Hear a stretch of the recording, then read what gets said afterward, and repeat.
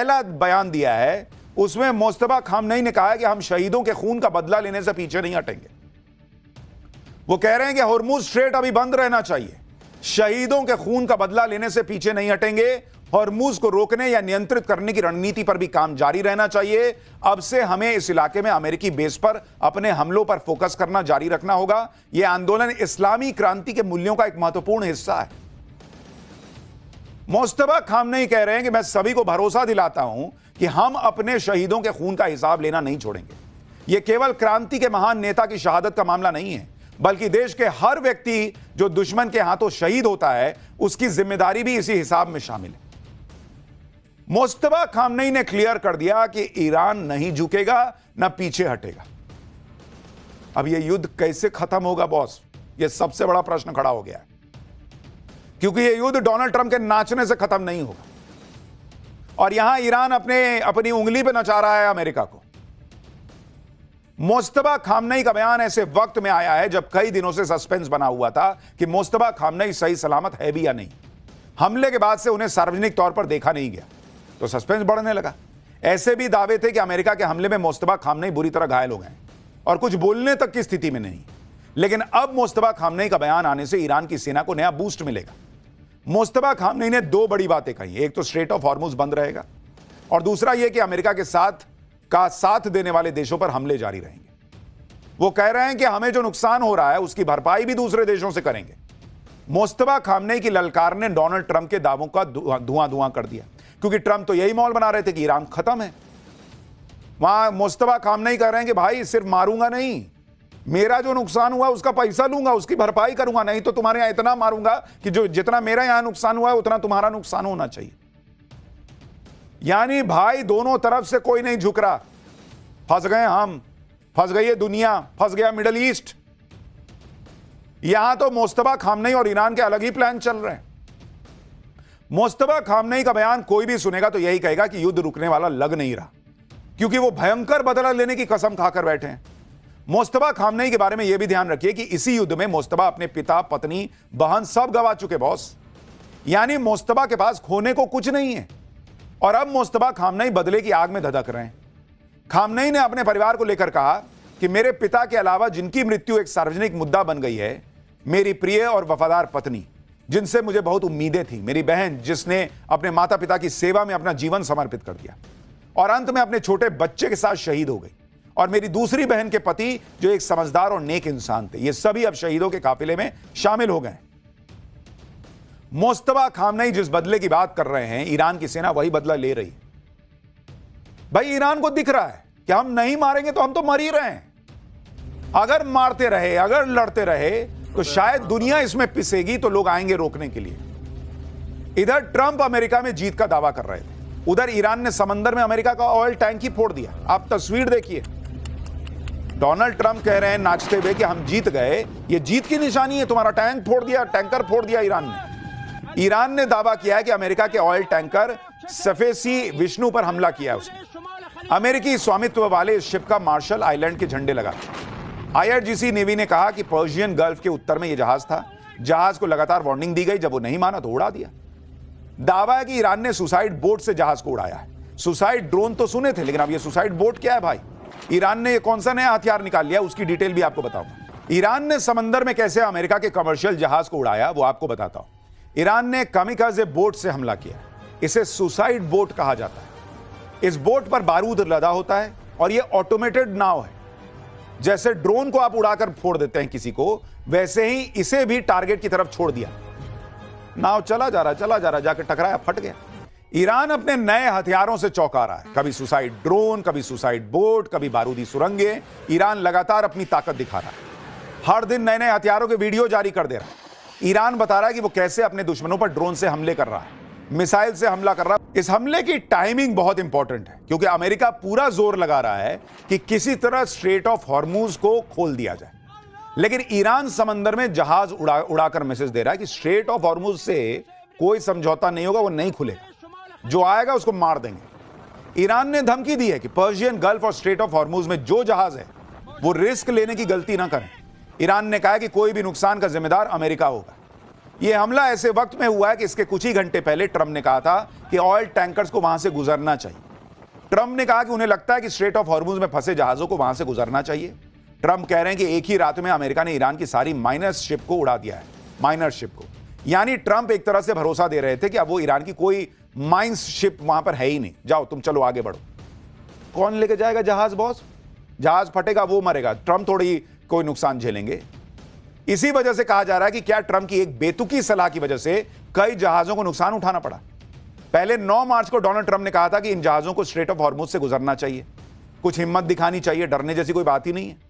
Iran के पास कोई navy नहीं है, हमने उनके सारे जहाज डुबो दिए। जो गए उनके साथ क्या हुआ देखिए। ट्रंप को इतना भरोसा है अपनी सेना पे तो खुद एक जहाज पर बैठे और स्ट्रेट ऑफ हॉर्मुज से गुजर के दिखा दें। लेकिन पिछले 24 से 36 घंटे में ईरान ने स्ट्रेट ऑफ हॉर्मुज और उसके आसपास के इलाके में जहाजों को उड़ाकर ट्रंप के दावे की हवा निकाल दी। ट्रंप तो कह रहे हैं कि ईरान की नेवी खत्म हो गई, तो फिर ये हमले कैसे हो रहे हैं? यही वजह है कि हम कह रहे हैं कि आज की तारीख में ट्रंप की बात पे कोई ढेले भर का भरोसा नहीं कर रहा। ट्रंप तो यह भी कह रहे हैं कि अगर स्ट्रेट ऑफ हॉर्मुज से तेल की आपूर्ति पर ईरान रोक लगाता है तो 20 गुना ज्यादा ताकत से हमला करेंगे। ईरान पैरों पर खड़ा नहीं हो पाएगा। लेकिन ईरान तो ट्रंप की धमकियों का लोड ही नहीं ले रहा।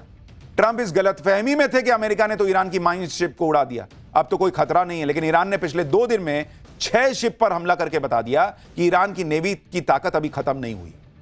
दावा है कि पिछले 24 घंटे में ईरान ने 4 टेरिटोरियल वाटर्स में 5 हमले किए हैं। दावा है कि युद्ध शुरू होने से लेकर अब तक 19 कमर्शियल जहाजों को निशाना बनाया जा चुका है। और ईरान यह जानबूझ के कर रहा है, वो जानबूझ के तेल को निशाना बना रहा है ताकि दुनिया को इसकी आग जो है महसूस हो। और इसलिए ट्रंप ने स्ट्रेट ऑफ हॉर्मुज को अपने कब्जे में लेने की धमकी दी। ट्रंप ने मंगलवार को कहा कि वो स्ट्रेट ऑफ हॉर्मुज को अपने कंट्रोल में लेने पर विचार कर रहे हैं। लेकिन क्या अमेरिका के लिए स्ट्रेट ऑफ हॉर्मुज पर कब्जा करना इतना आसान है क्या? आज आपको यह भी बताता हूं। देखिए, स्ट्रेट ऑफ हॉर्मुज की चौड़ाई मात्र 33 किलोमीटर है। इतने पतले पैसेज को ईरान कई तरह से कंट्रोल करता है। हॉर्मुज रूट पर माइंस बिछाकर, फास्ट अटैकिंग बोट्स के जरिए, एंटी शिप मिसाइल से, सबमरीन और ड्रोन के जरिए।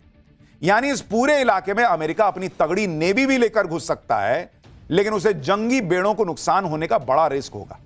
इसलिए अमेरिका स्ट्रेट ऑफ हॉर्मुज के चक्रव्यूह में फंसना नहीं चाहता, क्योंकि इतना संकरा रास्ता है, माइंस बिछी है, 10 तरह का उसने तैयारी कर रखी है। वो जाओगे तो चक्रव्यूह में फंस जाओगे। आप यह भी देखिए कि समंदर में ईरान और अमेरिका की इस लड़ाई में कैसे भारतीयों की जान मुश्किल में फंस गई। अमेरिका के जिस शिप को ईरान ने उड़ाया उसमें एक भारतीय क्रू मेंबर की मौत हो गई है। दावा है कि इन जहाजों पर जो क्रू होता है उसमें 15% भारतीय होते हैं। यानी ईरान किसी भी जहाज को टारगेट करेगा तो भारतीयों को भी खतरा है। भारतीय की मौत पर विदेश मंत्रालय ने दुख जताया है। भारत ने अपील की है कि कमर्शियल शिप को टारगेट मत करो बॉस। स्ट्रेट ऑफ हॉर्मुज में करीब 150 जहाज फंसे हुए, जिस वजह से गैस और कच्चे तेल की कमी हो गई। और इस कमी को पूरा करने के लिए अब ऑयल रिजर्व का इस्तेमाल किया जा रहा है ताकि तेल के दाम कम हो जाए। इंटरनेशनल एनर्जी एजेंसी यानी IEA का 400 मिलियन बैरल रिजर्व के इस्तेमाल को मंजूरी देना एक बड़ी घटना है। IEA यानी इंटरनेशनल एनर्जी एजेंसी कह रही है कि इस युद्ध की वजह से ग्लोबल ऑयल मार्केट की सप्लाई में इतिहास में सबसे बड़ी रुकावट आ रही है। इससे पहले साल 2022 में जब रूस ने यूक्रेन पर हमला किया था तो 182 मिलियन बैरल ऑयल रिजर्व जारी किया गया था। दूसरी तरफ अमेरिका भी 172 मिलियन बैरल ऑयल रिजर्व का इस्तेमाल करेगा। जब मार्केट में यह खबर आई कि तब ब्रेंट क्रूड ऑयल $90 प्रति बैरल पर था। एक्सपर्ट्स ने कहा कि इस रिकॉर्ड रिजर्व से मार्केट में पैनिक कम होगा। जो रिजर्व इस्तेमाल किया जाएगा वो कच्चे तेल के 4 दिन के कुल ग्लोबल प्रोडक्शन के बराबर है।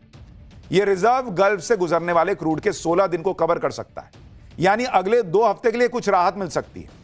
ट्रंप भी दावा कर रहे हैं कि अब तो तेल के दाम कम हो जाएंगे, लेकिन हो क्या रहा है वो आपको आगे बताऊंगा, पहले सुनिए उनको। Which will substantially reduce the oil prices as we end this threat to America and this threat to the world. We don't want to leave early, do we? We got to finish the job, right? Over the past 11 days, our military has virtually destroyed Iran. It's a tough country. Oil reserve जारी होने का फैसला हो गया, Trump ने भी ऐलान कर दिया। लेकिन ऐसा लग रहा है कि अब ट्रंप के शब्दों की कोई कीमत ही नहीं रह गई, क्योंकि तेल के दाम कम नहीं हुए। आज कच्चे तेल के दाम $100 के पार चले गए बॉस। यानी डोनाल्ड ट्रंप पे मार्केट को भी भरोसा नहीं रह गया है और मार्केट को भी लग रहा है कि युद्ध जल्दी खत्म नहीं होगा। इसलिए कच्चे तेल की कीमत जो घट के 90 पर आई थी वो फिर 100 के पार चली गई है। स्ट्रेट ऑफ हॉर्मुज में सिर्फ 12 दिनों की बंदी से पूरी दुनिया तेल के लिए बाप बाप कर रही है और इसका असर अमेरिका पर भी पड़ रहा है। ज्यादातर पोल्स में अमेरिकी जनता युद्ध को नकार रही है। युद्ध के बीच ट्रंप की रेटिंग लगातार गिर रही है। कल ही एक और रेटिंग आई है, उसमें ट्रंप की रेटिंग और गिर गई है और शायद यही वजह है कि ट्रंप अपने युद्ध के फैसले को जस्टिफाई करने के लिए अब नई नई थ्योरी लेकर आ रहे हैं। अभी कुछ देर पहले उनका एक नया बयान आया है। ट्रंप अब युद्ध से अमेरिका को फायदे गिनवा रहे हैं ताकि उनके खिलाफ जो सेंटीमेंट बन रहा है उसे कम किया जा सके। ट्रंप अब कह रहे हैं कि यूनाइटेड स्टेट्स दुनिया का सबसे बड़ा ऑयल प्रोड्यूसर है, इसलिए जब ऑयल की कीमतें बढ़ती हैं तो हम बहुत पैसा कमाते हैं। कैसे आदमी हो यार, पहले कभी नाच रहे हो, कभी कह रहे हो लोग मर रहे हैं जिसमें लोग बाप बाप कर रहे हैं, उसमें तेल अगर महंगा बिक रहा है तो हम तो पैसा कमा रहे हैं। मतलब अपने अमेरिका के लोगों को बता रहे हैं कि घबराओ मत, हम तो पैसा छाप रहे हैं, पैसा छाप रहे हैं, महंगाई बढ़ रही है, लोगों का पैसा निकल रहा है। ट्रंप कह रहे हैं कि प्रेसिडेंट के तौर पर मेरे लिए इससे भी ज्यादा जरूरी और दिलचस्प बात यह है कि एक बुरे साम्राज्य ईरान को न्यूक्लियर वेपन बनाने से रोका जाए और मिडिल ईस्ट और असल में दुनिया को तबाह करने से रोका जाए। मैं ऐसा कभी नहीं होने दूंगा। ट्रंप के इस तरह के दावों पर सवाल उठते हैं कि जब अमेरिका ने पिछले साल जून में ही ईरान की न्यूक्लियर साइट तबाह कर दी तो ईरान न्यूक्लियर वेपन बना कहां से रहा है? मजाक है न्यूक्लियर वेपन बनाना कि पिछले 6 महीने 7 महीने 8 महीने पहले आपने फोड़ दिया, फिर 8 महीने में ईरान ने बना लिया। कागज का बोट बना रहे हैं या कागज से प्लेन बना रहे हैं कि एक कागज फट गया दूसरा लाए और बना के उड़ा दिए। ट्रंप नई नई कहानियां सुना रहे हैं ताकि अमेरिका के हमले के बाद ईरान फिर से न्यूक्लियर बम बनाने में जुट गया। इस कहानी को सुनकर थोड़ा सेंटीमेंट उनकी तरफ आए, उनकी पॉपुलैरिटी जो गिर रही है वो उठे, लोगों को लगे कि अरे ये तो हमारे लिए कर रहा है। सुनिए जरा। As well as Operation Midnight Hammer, where we totally obliterated Iran's nuclear potential. We obliterated it. They don't have nuclear potential. And then after Midnight Hammer, and then we left, we figured that'll be the end of them for a while. But they started again. That's why we got to finish it, right? We don't want to go back every 2 years. And that's because, there'll be some day when you don't have me as president. Donald Trump कह रहे हैं कि एक दिन ऐसा भी होगा जब आपके पास मेरे जैसा राष्ट्रपति नहीं होगा। भाई दुनिया में ना लोग जाके हनुमान जी के मंदिर में लड्डू चढ़ाएंगे अगर तुम्हारे जैसा राष्ट्रपति ना हो। लड्डू चढ़ाएंगे, मैं तुम्हें बता रहा हूं, क्योंकि हमारे संकट मोचक वही है हनुमान जी। अगर आपके जैसा राष्ट्रपति दुनिया में नहीं होगा तो इसका मतलब हम संकट से बच जाएंगे, ऐसी स्थिति कर दी है आपने। ट्रंप युद्ध में इस तरह फंस गए हैं कि अलबलाई हुई बातें कर रहे हैं और उनकी बातों में इतना विरोधाभास है कि कोई उन पर भरोसा नहीं कर सकता। अमेरिका की हालत देखकर कई लोग डोनाल्ड ट्रंप और पीएम मोदी के युद्ध की तुलना कर रहे हैं। पीएम मोदी ने, आप याद कीजिए बॉस, जब पाकिस्तान पर अटैक किया तो उस हमले का मकसद क्लियर था, कब युद्ध खत्म करना है यह भी क्लियर था, कोई कंफ्यूजन नहीं कि हम किसको मारने के लिए उतरे हैं। लेकिन आप ट्रंप को देखिए बॉस, उस आदमी को कुछ नहीं पता कि हम क्या हासिल करना चाहते हैं, कोई प्लान बी नहीं है, कुछ नहीं है। युद्ध में घुस गए, निकलना कैसे यह पता ही नहीं है। और इसलिए आपको देखना चाहिए कि देश कितने ही ताकतवर क्यों ना हो, पुतिन घुसे युद्ध में निकल नहीं पा रहे हैं, ट्रंप घुसे युद्ध में निकलने का रास्ता मिल नहीं रहा है, लेकिन नरेंद्र मोदी युद्ध में घुसे भी और निकल भी आए, अपना काम भी पूरा कर लिया और देश की रॉकेट बनी इकोनॉमी को हिलने नहीं दिया। लिमिटेड युद्ध में पाकिस्तान को घुटनों पर लाकर दुनिया को अपनी ताकत दिखा दी। आज की डेट में अमेरिका की क्या हैसियत रह गई? दुनिया हंस रही है कि तुम नंबर 1 देश हो, तुम्हारी क्या ताकत जी, तुम्हारा क्या है डिफेंस सिस्टम जी कि ईरान जहां मन कर रहा है वहां मार दे रहा है। आप सोचिए भारत की ताकत, अपने सैनिकों का शौर्य,